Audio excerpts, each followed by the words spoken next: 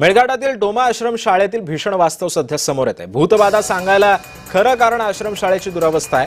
क्षमता 48 विद्यार्थिनींची आहे, पण तब्बल 110 विद्यार्थिनींचा मुक्काम या आश्रम शाळेमध्ये होता। हॉलमध्ये पंखे नाहीयेत, लाईट नाहीये, खिडक्या तुटलेल्या अवस्थेत आहेत। अशा पद्धतीची दयनीय अवस्था या अमरावतीमधल्या या आश्रम शाळेची। आणि या सगळ्या संदर्भात अधिक माहिती जाणून घ्यात माझे सहकारी सुरेंद्र आकोडे आपल्या सोबत आहेत। सुरेंद्र, याच्या आधी जी काही कारणं दिलेली होती या सर्पदंशामागे, कुठेतरी भूतबाधा झाल्याचा एक अफवा पसरवण्यात आलेली होती। खरं तर कारण आता समोर येते, अत्यंत दयनीय अवस्था या आश्रमशाळेची आहे। काही कारवाई आता या निमित्तानं करण्यात येणार आहे का पुन्हा? म्हणजे खरं जर बघितलं तर या डोमाची जी अफवा जी सुरुवातीला या ठिकाणी मोठ्या प्रमाणात पसरवण्यात आली होती। ज्या सगळ्या मुलींना भूतबाधा झाल्याचा प्रकार जो आहे तो सांगण्यात आला होता आणि त्यानुसार सगळ्या मुली ज्या आहेत त्या घरी गेल्यात। मात्र काल त्या आश्रमशाळेमध्ये प्रत्यक्ष गेल्यानंतर त्या आश्रमशाळेची परिस्थिती काही वेगळीच त्या ठिकाणी लक्षात आलं।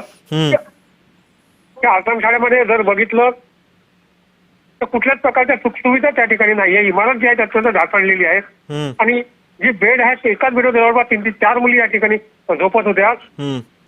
खोल्या ज्या आहेत अत्यंत दयनीय अवस्था त्या खोल्यांची झाली होती। त्या ठिकाणी पंखे नव्हते, खिडक्यांना दरवाजे नव्हते, त्या रूमला दरवाजे नव्हते आणि पिण्याच्या पाण्याची व्यवस्था देखील या ठिकाणी नव्हती। अशा परिस्थितीमध्ये या मुली या ठिकाणी राहत असल्याचं समोर आलं। एकीकडे जर बघितलं गेलं तर आदिवासींसाठी मोठ्या प्रमाणात निधी जो आहे आदिवासी विकासासाठी शिक्षणासाठी खर्च करण्यात येतो। मात्र आदिवासी विभाग आता साठवल्या उडले जाते, हा निधी नेमका कुठे जातो हा प्रश्न त्यांनी या ठिकाणी निर्माण होत असते। दुसरीकडे जर बघितलं तर मेळघाट केवळ आदिवासींमध्ये याच समस्या नाही, तर कुपोषणाची समस्या देखील मोठ्या प्रमाणात या ठिकाणी आहे।